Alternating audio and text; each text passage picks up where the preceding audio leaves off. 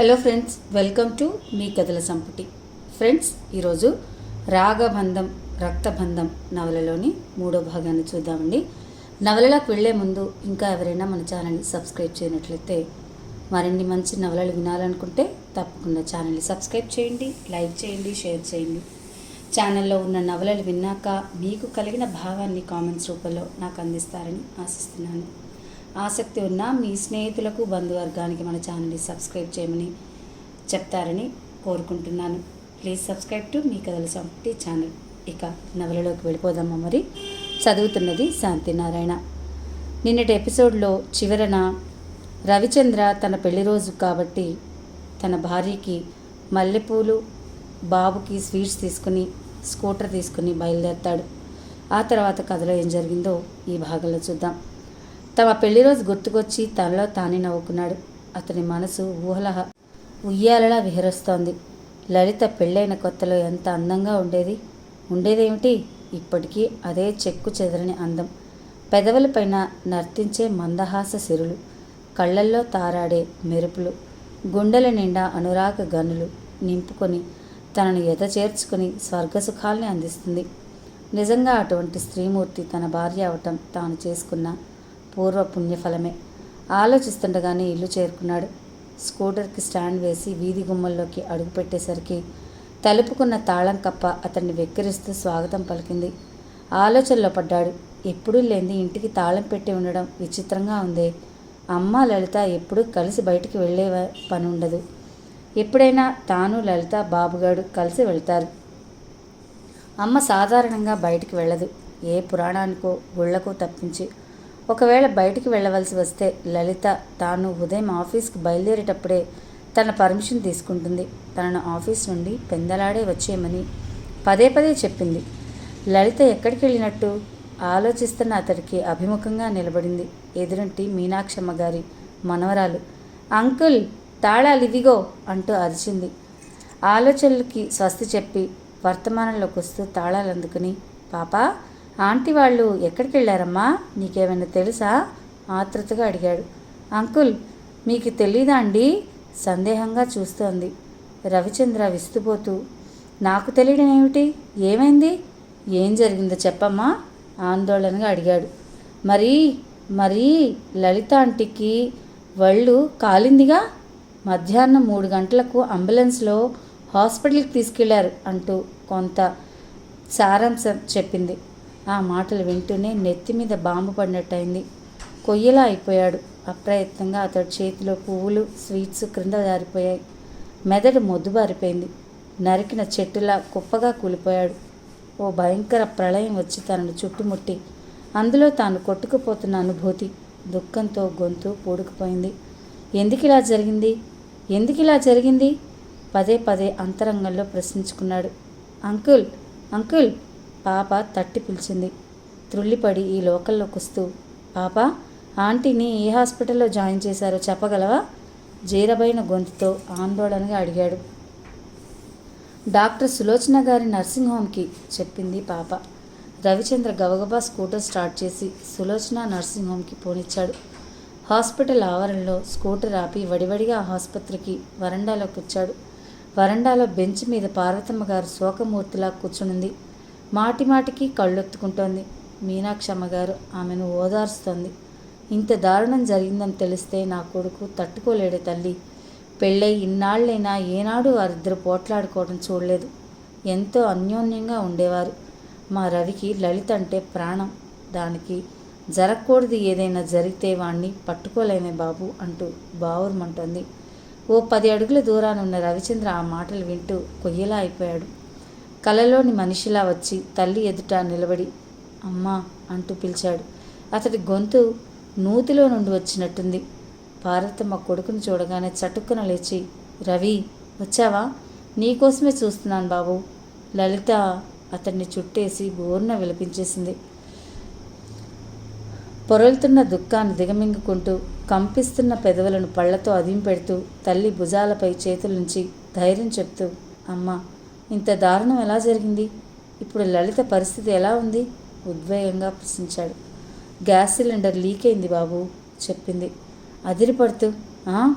Gas లీకా? విస్మయంగా నమ్మలేనట్టు అడిగాడు. అని అందరూ అంటున్నారు, కానీ రవి ఇది కావాలని ఈ అఘాయిత్యం చేసుకుందో అనిపిస్తోంది చిన్నగా అన్నది. రవిచంద్రకు అంత అయోమయంగా ఉంది. శక్తిహీనుడై కూర్చుండిపోయాడు. పొరపాటున ఒళ్ళు కాలితే ప్రాణరక్షణ కోసం ఎవరైనా భయభ్రాంతులతో పెద్దగా బొబ్బలు పెడతారు. కానీ అదేంటో గాని లలిత కిమ్మనకుండా ఒళ్ళు కాలుతున్నా లెక్క చేయకుండా అగ్నిహోత్రుడికి శరీరాన్ని అప్పచెప్పి నిర్జీవంగా నిలబడిపోయిందిరా. డాక్టర్ మాధవ్ గారు లలితను గబగబా బయటకు ఈడ్చుకొచ్చి మంటలు ఆర్పేశారు. ఆయన చేతులు కూడా కొంచెం అంటుకున్నాయి.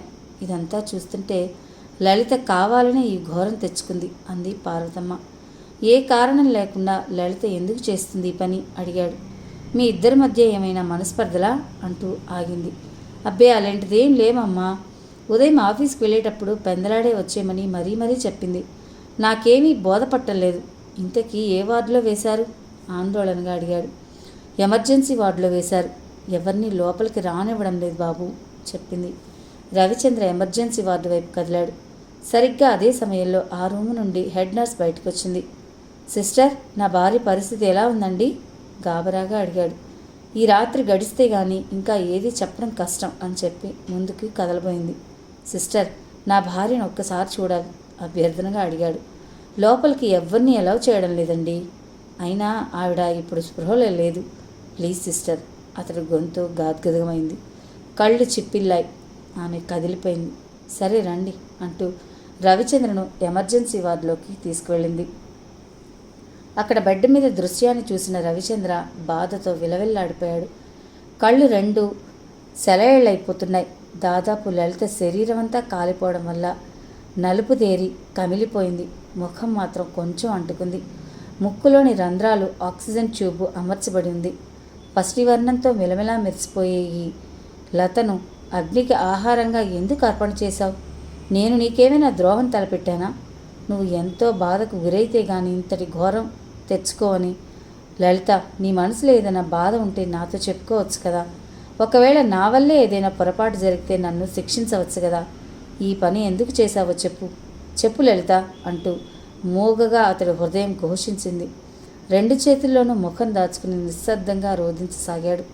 అతడి దుస్థితిని గ్రహించిన సిస్టర్ రవిచంద్ర భుజం మీద ఓదార్పుగా చేతులుంచి బయటికి నడిపించుకొచ్చింది. కర్చీఫ్తో కళ్ళెత్తుకుంటూ, సిస్టర్, నేను ఒకసారి మాధవ్ గారిని కలవాలి.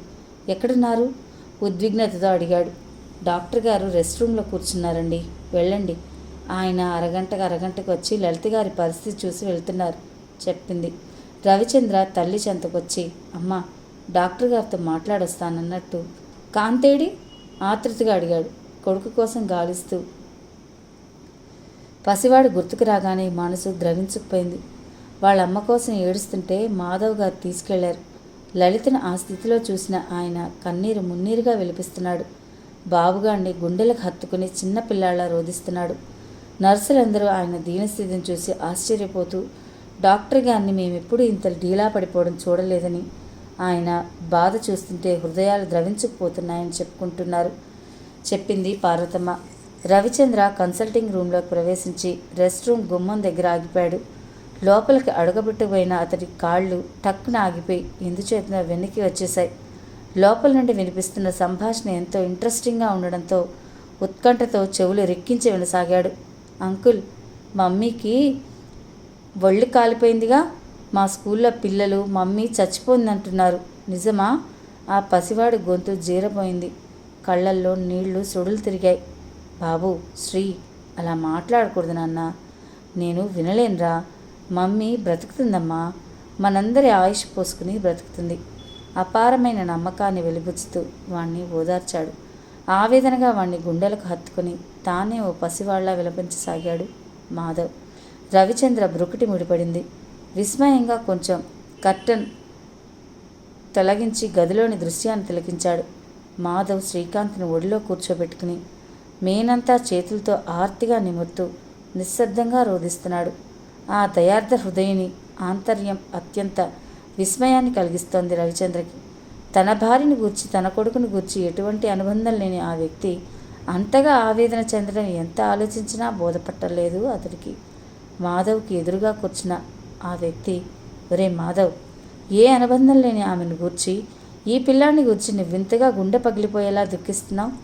ఎందుకు ఇలా కుమిలిపోతున్నావో బోధపట్టలేదు. ఎన్నో సూసైడ్ కేసులు నీ హాస్పిటల్కి వచ్చాయి. నువ్వు ట్రీట్మెంట్ ఇచ్చావు. కొన్ని సక్సెస్ అయ్యాయి, మరికొన్ని ఫెయిల్ అయ్యాయి. అంత మాత్రం చేత నువ్వెప్పుడూ ఇంత బేలపడలేదు. ఎంతో ధైర్యంగా ఉండే నువ్వు ఆమెకు ఏమవుతుందోనని తల్లడిల్లిపోతున్నావు. ఒక డాక్టర్లా కాకుండా మామూలు వ్యక్తిలా అధైర్యపడిపోతున్నావు. ఏదో బలమైన కారణం ఉండి ఉండొచ్చు, అవునా? నిలదీశాడు. రవిచంద్ర మెల్లగా కర్టన్ వదిలి గోడ కానుకుని చెవులు రెక్కించి ఉత్కంఠతతో వారి సంభాషణ వినసాగాడు. మాధవ్ గుండెలోని దుఃఖం నేడు అగ్నిపర్వతం బ్రద్దలై ప్రజ్వరిల్లి ఆవిరులు ఎగజిమ్ముతోంది. లలితకు జరగరానిది ఏదైనా జరిగితే వాణ్ణి ఎలా ఓదార్చాలో నాకంతా అయోమయంగా ఉందిరా. ఆ ఊహే నేను భరించలేకున్నానురా అంటూ వణికాడు. గొంతు పొడుకుపోయింది. చచా, ఏంట్రా ఆడదాని వల్ల ఏడుస్తాం? ఆమెను కట్టుకున్నవాడు కూడా నీ అంత బాధపడేమో. నువ్వు ఒక డాక్టర్వి అన్న విషయం మర్చిపోతున్నావు మందలించాడు ఆ వ్యక్తి. లేదురా కృష్ణ, నా బాధ ఎవరితోనూ చెప్పుకోలేనిది. వైరాగ్యం నిండిన స్వరంతో అన్నాడు. మాధవ్ వైపు విస్మయంగా చూస్తూ, నీ ప్రాణ స్నేహితుడిని నాతో చెప్పుకోవచ్చు కదా అన్నాడు కృష్ణ. కొన్ని విషయాలు బయటకు చెప్పుకోకపోవడమే మంచిది. ఒకవేళ చెప్పుకున్నా దానివల్ల ప్రయోజనం శూన్యం అన్నాడు మాధవ్. మనసులోని బాధ ఒకరితో చెప్పుకోవడం వల్ల గుండె బరువు తీరుతుంది. నీ బాధను నేను అర్థం చేసుకోగలను. నీ అనుబంధం లేని ఆమెను గూర్చి ఇంతగా కుమిలిపోతున్న నిన్ను ఏమనుకోవాలి? ఏదో బలమైన కారణమే ఉండి ఉండాలి, అవునా? చెప్పు, మిత్రుడు రెట్టించాడు. ఓ భగవాన్, నిన్ను నేనెప్పుడు ఏదీ కోరలేదు. కావాలంటే నా ప్రాణాన్ని తీసుకుపో, లలిత ప్రాణాన్ని కాపాడు. నా మొర ఆలకించవు? పైనున్న దేవుణ్ణి దైన్యంగా అర్థించసాగాడు. ఒరేయ్, నీకేమైనా పిచ్చి పట్టిందా? అర్థం లేకుండా మాట్లాడకు, మిత్రుడు గట్టిగా మందలించాడు.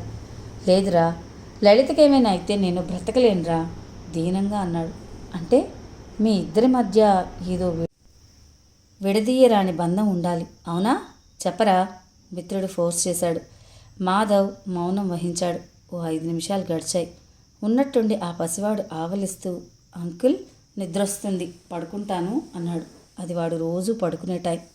పడుకుంటావా నాన్న, రా అంటూ మాధవ్ వాడిని దివాన్ కాట్ వద్దకు తీసుకెళ్లాడు. ఆ కాట్ మీద గోడ కానుకుని కూర్చుని బాబు తల ఒడిలోకి చేర్చుకుని ప్రేమగా నిమురుతూ వలవలా కన్నీరు కార్చసాగాడు. కృష్ణ మాధవ్ భుజం మీద చేయి ఉంచి, ఏమిట్రా, వీణ్ణి కన్న తండ్రివి నీవే అన్నట్టు వరి అవుతున్నావు అడిగాడు. మాధవ్ బదులివ్వలేదు. శోకమూర్తిలా శూన్యంలోకి చూస్తూ జీవితంలో అమూల్యమైనది చేజారిపోయినట్టుగా దుఃఖిస్తున్నాడు. మిత్రుడి కళ్ళల్లోకి నిశితంగా చూస్తూ, మాధవ్, నేనొక్కటి అడుగుతాను, నిజం చెప్తావా? సూటిగా ప్రశ్నించాడు. ఏమిటి? ఏటో చూస్తూ అన్నాడు మాధవ్ ఆ మాట. నువ్వు బాబు పట్ల చూపించే ప్రేమ ఆవేదన చూస్తుంటే నాకు అనుమానం తలెత్తోంది. నిజంగా వీడి తండ్రివి నీవే అయి ఉంటావని అనిపిస్తోంది. తొందరపడి అనేసి నాలుగు కరుక్కున్నాడు కృష్ణ. మాధవ్ పిడుగుపడ్డట్టు అదిరిపడ్డాడు. కొంచెం తమాయించుకున్నాడు. 2 క్షణాల మౌన్యం రాజమేలింది. మిత్రుడి వైపు నుండి సమాధానం రాకపోయేసరికి, నిజం చెప్పరా, నాతో చెప్పుకోవడానికే, మనిద్దరి మధ్య రహస్యాలు ఏమీ ఉన్నాయి అంటూ ఫోర్స్ చేశాడు. నువ్వు నా ప్రాణమిత్రుడివి. నీతో చెప్పుకోకపోతే మరెవరితో చెప్పుకుంటాను? నువ్వు అనుమానిస్తున్నట్టుగానే వీణ్ణి కన్న తండ్రిని నేనే, గంభీరంగా అంటూ చెప్పడం ఆపాడు మాధవ్. మాధవ్ ఈ కఠోర సత్యం ఇన్నాళ్ళు ఎవరితైతే వినకూడదని జాగ్రత్త పడ్డాడో ఆ రవిచంద్ర చెవిన పడనే పడింది. రవిచంద్ర నెత్తి మీద పిడుగు పడినట్టు ఒక్కసారిగా అదిరిపడ్డాడు. అతడి గుండెల్లో అగ్నిపర్వతాలు బరదలై ఆ మంటల్లో తాను దహించుకుపోతున్నట్టు ఫీలింగ్. అతడి నవనాడులు కృంగిపోతున్నాయి. కళ్ళు బైర్లు కమ్ముతున్నట్ల అనుభూతి. కాళ్లల్లో శక్తి లేని వాళ్ళ ముందుకు తోలబై నిలదొక్కుని గోడను ఆసరాగా చేసుకుని నిలబడ్డాడు. కృష్ణ త్రొల్లిపడి, నువ్వంటున్నది నిజమా? నమ్మలేనట్లు అడిగాడు. నిజమే చెప్తున్నాను. నాది కేవలం పెంచిన ప్రేమే కాదు, కన్న ప్రేమ కూడాను. అందుకే వీడి గురించి తలుచుకుంటే నా గుండెలు బద్దలైపోతున్నాయి. వీడు లలితకు నాకు కలిగిన బిడ్డ. ఈ నిజం వీడి తల్లికి కూడా తెలియదు.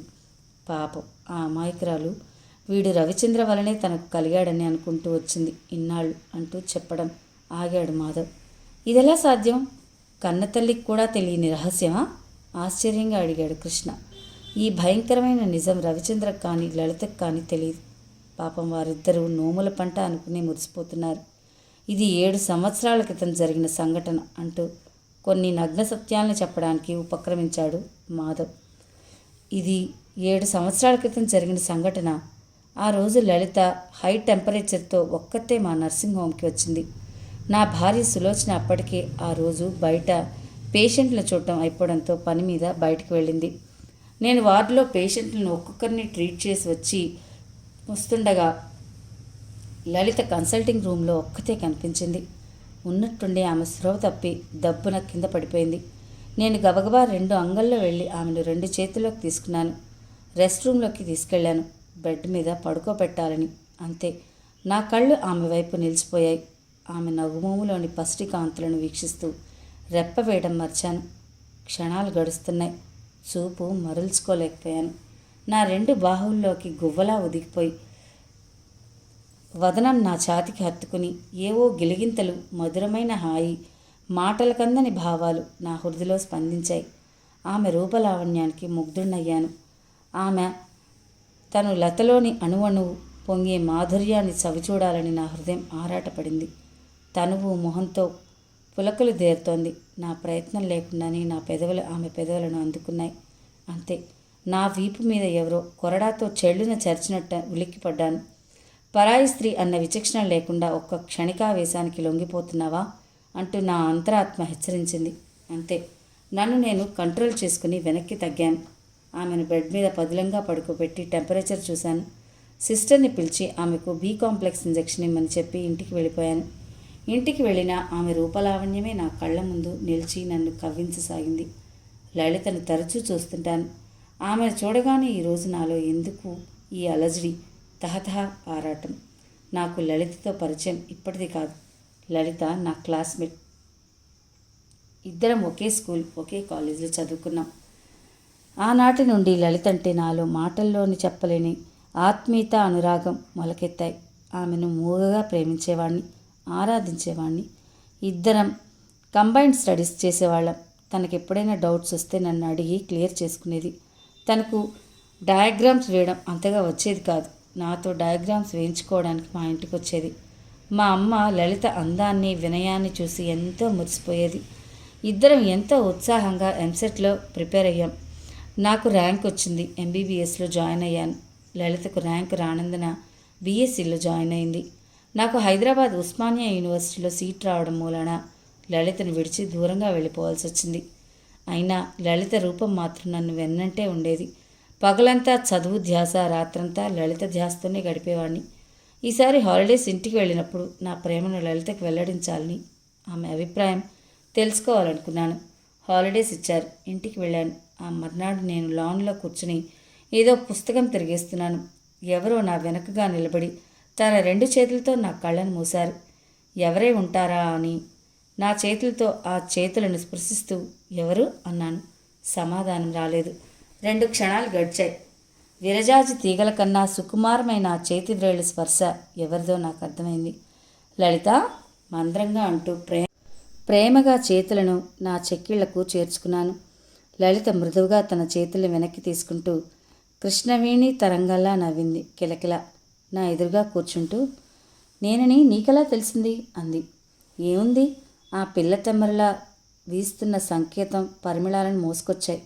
ఈ తోటలోని లిల్లీ పువ్వులు నాజూకైన నీ లిల్లీ నేస్తం వస్తోందని సైగలు చేస్తుంటేను నీ ప్రభాత సంధ్య వస్తోంది.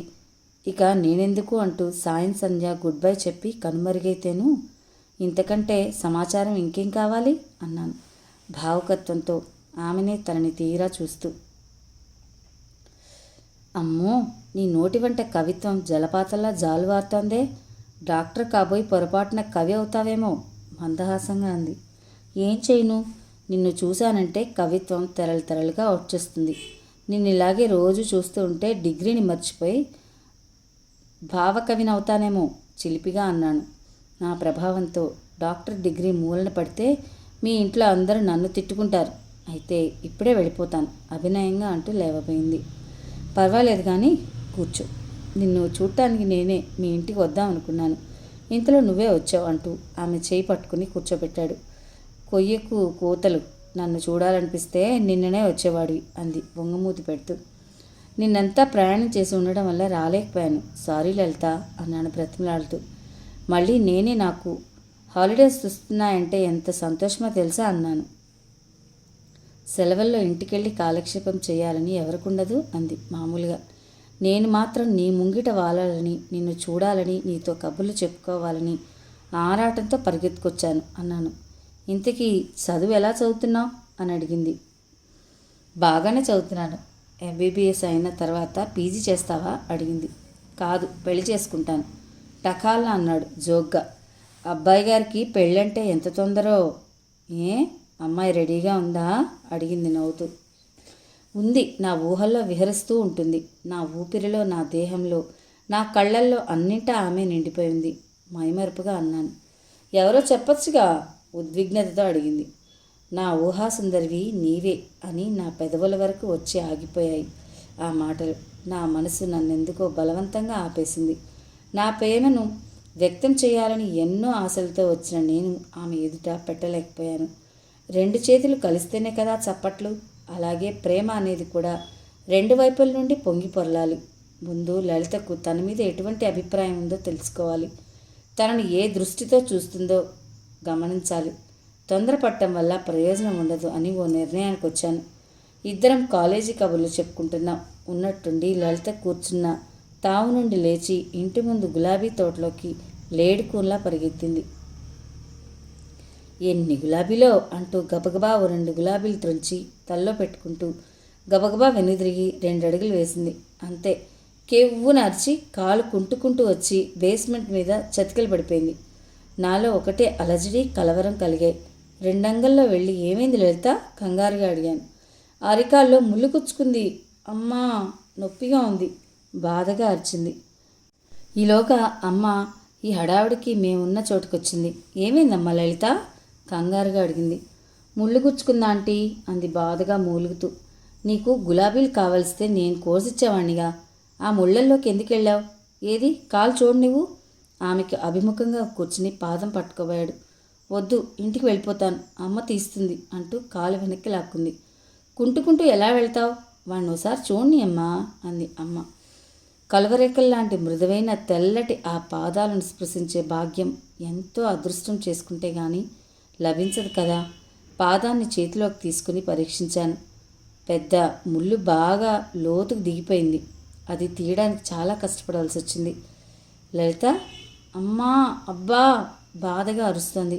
ఉన్నట్టుండి చిన్నగా ఏడుస్తూ చిన్న పాపాయిలా భీతితో నా భుజానికి తన ముఖాన్ని ఆంచి నా చేయి గట్టిగా పట్టేసుకుంది. ఆమె వైపు ఆరాధనగా అపురూపంగా చూశాను. లోలోన నవ్వుకున్నాను. ఆ దృశ్యాన్ని నేనెన్నటికీ మరవలేను. నా జీవితానికి అది ఓ మధుర స్మృతి. నా మనోఫలకంపై పసిడితో మలచబడిన ఓ అందమైన శిల్పం. నా మనసు క్యాన్వాస్పై రవివర్మ చిత్రాన్ని అతిశయింపజేస్తూ అపురూపంగా చిత్రింపబడింది. అనురాగం నిండిన కళ్ళతో రెప్పవేయటం మరిచి లలితనే చూస్తున్నాను. అమ్మా నన్ను గమనిస్తోంది. నేను కొంచెం బిడియపడుతూ పనిలో నిమగ్నమయ్యాను.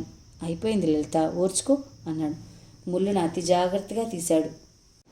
అమ్మ మా ఇద్దరిని మురిపంగా చూస్తుంది. లలిత కెవ్వున ఏడవడం ఆరంభించింది. అబ్బా ఏమిటా ఏడుపు చిన్నపిల్లలాగా, కొంచెం ఓర్చుకోవచ్చుగా మృదువుగా మందలిస్తూ అన్నాను. నొప్పిగా ఉంది, ఇంకా తీయడం అవ్వలేదా అసహనంగా అరిచింది. మళ్ళీ ఆమె చాలే, ఈ పిల్ల డాక్టర్ని నమ్ముకుంటే ఇవాళకి ముళ్ళు వచ్చినట్టే, నేను ఇంకో డాక్టర్ దగ్గరికి వెళ్ళిపోతాను వెటకారంగా అంటూ లేవబోయింది. ఆగాగు వచ్చేసింది అంటూ ముళ్ళు బయటికి తీసి ఆమెకు చూపిస్తూ దబ్బలమంత ముళ్ళు గుచ్చుకుని వచ్చావు, ఏదో పోనీలే పాపం కదా అని తీస్తుంటే పిల్ల డాక్టర్ అని కామెంట్ చేస్తావా అంటూ ఆమె నెత్తి మీద సున్నితంగా ఒక్క మొట్టికాయ ముట్టాను. థ్యాంక్స్ అంది. ఎందుకు మొట్టికాయ కొట్టినందుక హాస్యంగా అన్నాను. కాదు, దబ్బలమంత ముళ్ళు తీసావుగా అంది.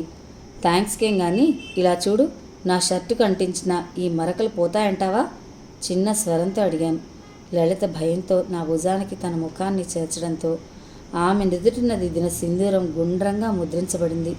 తెల్లటి షర్టు మీద ఆమె ఏడుస్తున్నప్పుడు కళ్ళకు కరిగి నల్లని కాటుక మరకలు ఏర్పడ్డాయి. అయ్యయ్యో సారీ మాధవ్, తెల్లటి షర్టు పాడు చేశాను నొచ్చుకుంటూ తన పవిడి చెంగుతో తొడవబోయింది. వద్దు తొడవద్దు, ఈ మరకలు ఇలానే ఉండని. ఈ షర్టు వేసుకున్నప్పుడల్లా నీవు నాకు గుర్తుకొస్తావు. నా నేస్తం నాకు మిగిల్చిన మధుర కానుక ఇది. మైమరపుగా అన్నాను. లలితలో ఏ భావాలు ప్రస్ఫుటం అవ్వలేదు. మౌనంగా తలదించుకుంది. అమ్మ మా ఇద్దరిని మురిపెంగా చూస్తోంది. లలితను దగ్గరకు తీసుకుని నుదుట ముద్దు పెట్టుకుంది. లక్ష్మీదేవి కళను, రతీదేవి అందాన్ని పుడికిపుచ్చుకున్న అపరంజి బొమ్మలా ఉన్నాం. నిన్ను కట్టుకునేవాడు చాలా అదృష్టవంతుడు.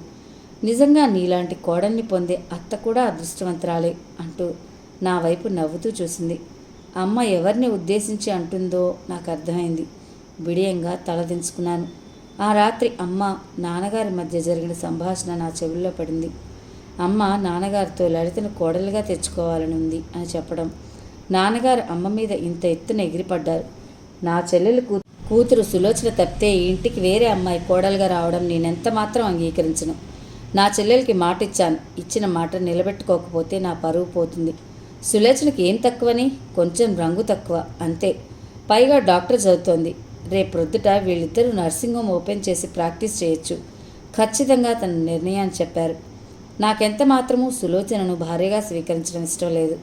చదువు పూర్తయిన తర్వాత నాన్నగారితో నా నిర్ణయాన్ని ఖచ్చితంగా చెప్పాలనుకున్నాను.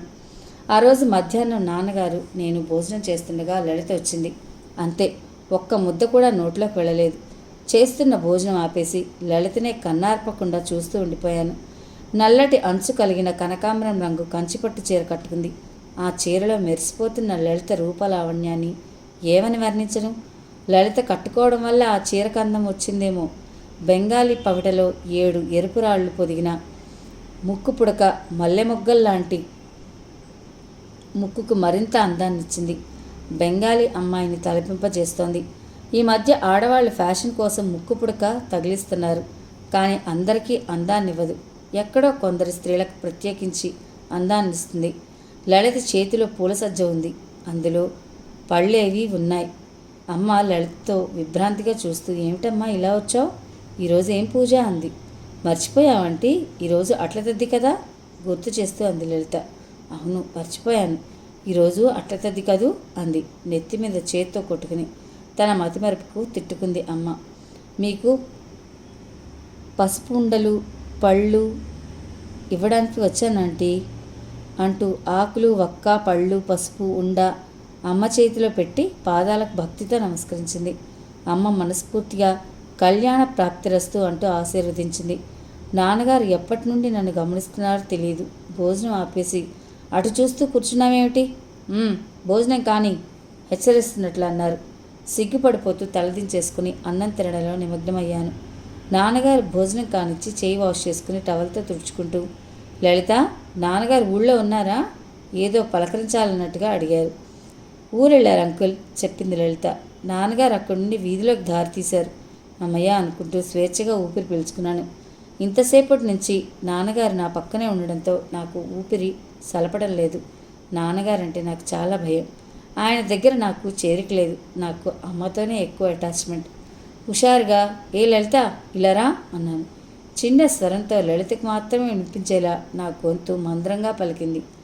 లలిత నా పక్కన కూర్చుని టేబుల్ మీద మోచేతిని ఆంచి అరచేతిలో ముఖాన్ని పెట్టుకుని చిరుకోపంగా, సొంత పెళ్ళాన్ని పిలిచినట్టు ఏమిటా పిలుపు? నా మీద సర్వహక్కులు ఉన్న మగాళ్ళ పెద్ద ఫోజు అంది దబాయింపుగా. వచ్చి నవ్వును ఆపుకుంటోంది. టక్కున, మరి కాదా కవ్వింపుగా అన్నాను. లలితకి ఏం కోపం వస్తుందనని నాలుగు కొరుక్కున్నాను. లలిత నా చెవి పట్టుకుని గట్టిగా పిండుతూ, ఏ ఒళ్ళెలా ఉంది?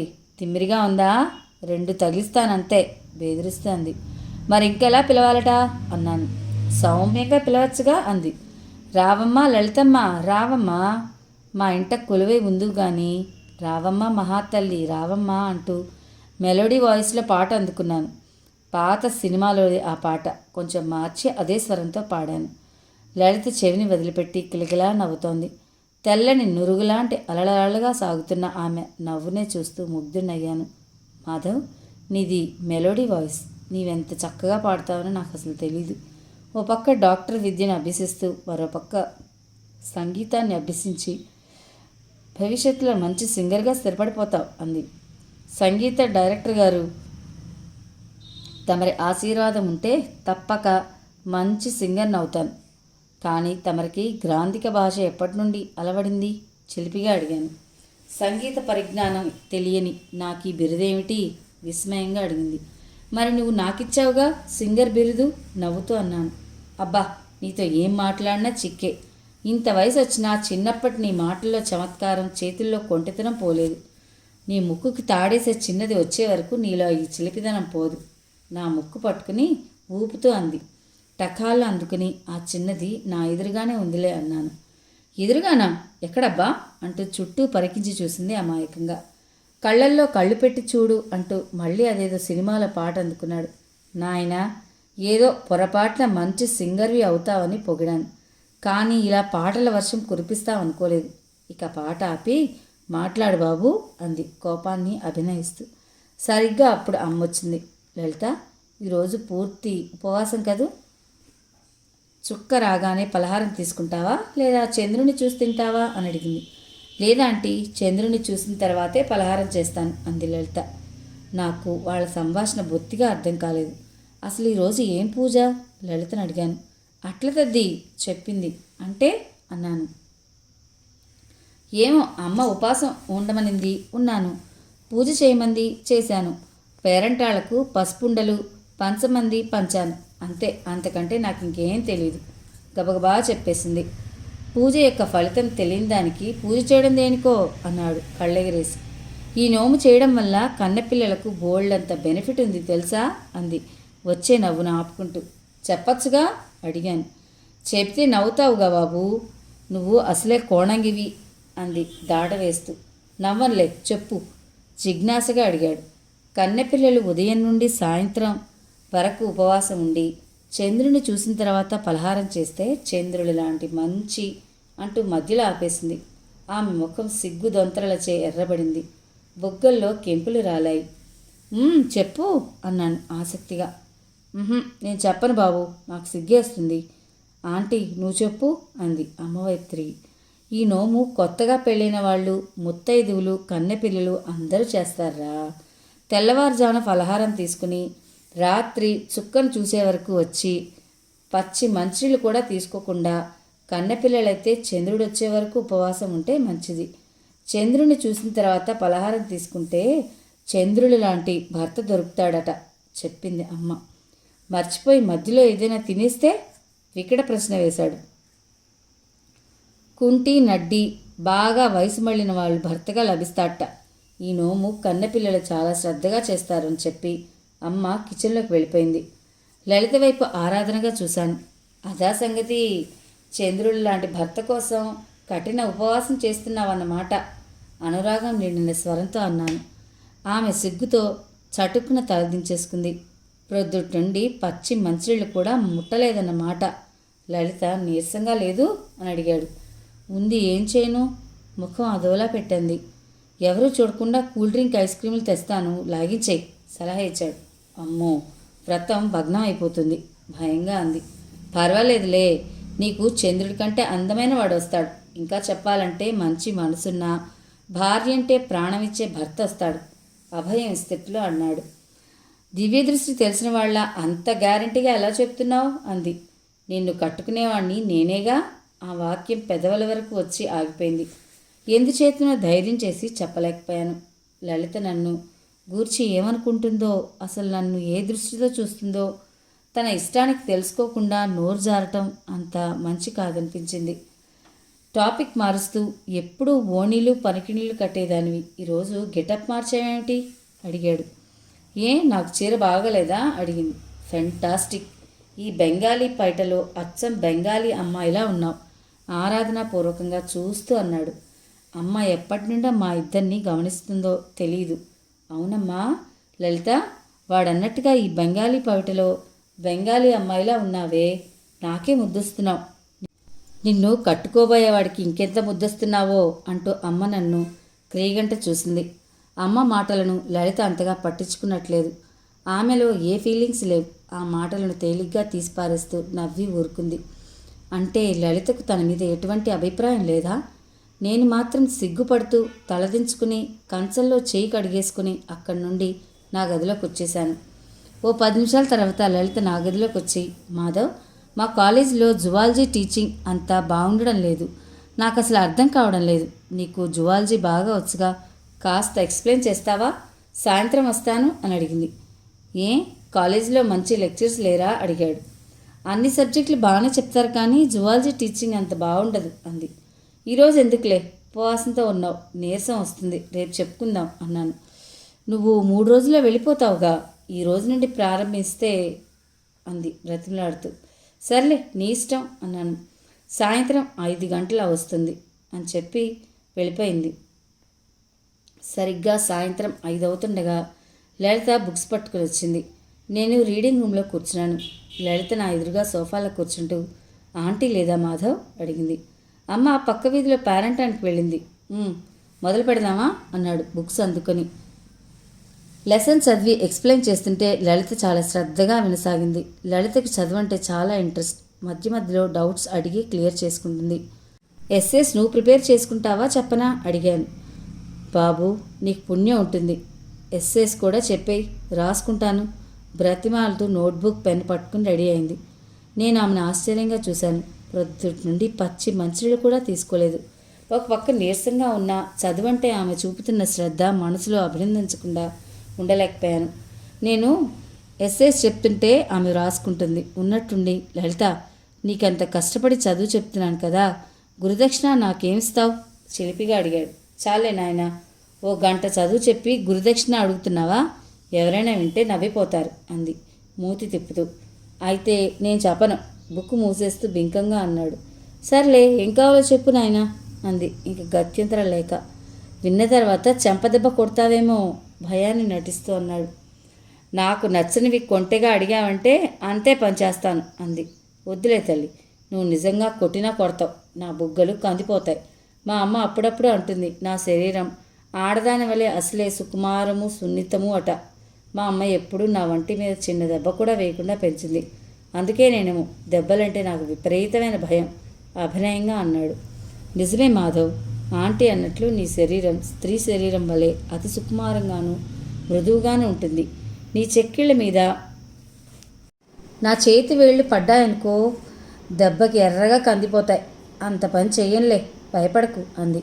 అంటే నీకు కూడా నేను ఆడదానిలా కనిపిస్తున్నానా? నాలో పురుష లక్షణాలు లేవా కంగారుగా అడిగాను. చచా అలాగని కాదు, సాధారణంగా మగవాళ్ళంతా మొరటగా ఉంటారు కదా. నీ ముఖం, పాదాలు, చేతులు గులాబీ రేకుల్లా సుకుమారంగా అతి మృదువుగా ఉంటాయి. అంతేకాదు నీలోని మృదుత్వాన్ని గురించి మా ఫ్రెండ్స్ విస్తుపోతూ ఉంటారు తెలుసా. నవ్వేటప్పుడు నీ బుగ్గల్లో సొట్టలు ఏర్పడతాయి, వాటి గూర్చి మరీ విడ్డూరంగా చెప్పుకుంటారు అంది వివరంగా. అంటే లలిత తనను అంతగా పరిశీలిస్తోందంటే తనంటే ఇష్టపడుతున్నట్లేగా. నాలో ఓ చిలిపి కోరిక కలిగింది. అన్నట్టు లలిత, నిన్ను కట్టుకునేవాడు ఎలా ఉండాలనుకుంటున్నావు క్యూరియాసిటీతో అడిగాను. లలిత కనులు సిగ్గుతో బరువెక్కాయి. కపోలాలు, మంకెన పువ్వులు వర్ణాన్ని మించి రాగయుక్తంగా కాంతులు ఎన్నుతున్నాయి. ఏ ఆడపిల్లైనా పెళ్లి మాట ఎత్తితేనే సిగ్గుపడుతుంది కదా. డైరెక్ట్గా నిన్ను కట్టుకునేవాడు ఎలా ఉండాలని అడిగితే ఏం సమాధానం చెప్తుంది?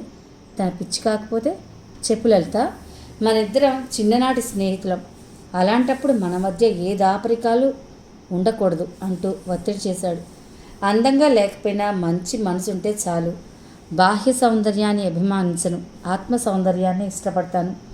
భార్య వ్యక్తిత్వాన్ని గుర్తించి అనుగుణంగా నడుచుకునే వ్యక్తినే ఇష్టపడతాను. సిగ్గు దొంతరల మధ్య తలదించుకుని చెప్పింది. లలిత నోటి నుండి నేను ఆశించిన సమాధానం దొరకలేదు. నా మనసు చిన్నబుచ్చుకుంది. మాధవ్, అంత అందం, మంచి మనసున్న నీలాంటి వాడు కావాలి అని అంటుందేమోనని ఆశించాను. అంటే అందంగా ఉండేవాళ్ళు నీ దృష్టిలో మంచివాళ్ళు కాదా? ఉడుక్కుంటూ అడిగేశాను. అబ్బబ్బా, నీతో గొప్ప చిక్కొచ్చి పడిపోయింది.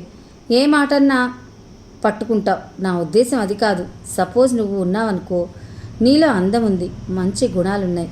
అందం ఉన్నా కొందరిలో మంచి గుణాలుండవుగా విపులంగా అంది. లలిత నా గురించి అలా పోడేసరికి నా మనసు అలవికాని ఆనందానికి గురైంది. అంటే లలితకు నాపై ఓ మంచి అభిప్రాయం ఉంది, నన్ను మంచి వ్యక్తిగా గుర్తించింది. ఆ గుర్తింపు చాలు తనకు. ఆరాధనగా ఆమెనే చూస్తూ, సర్లే అయితే రాసుకో అన్నాను సంతృప్తి నిండిన స్వరంతో.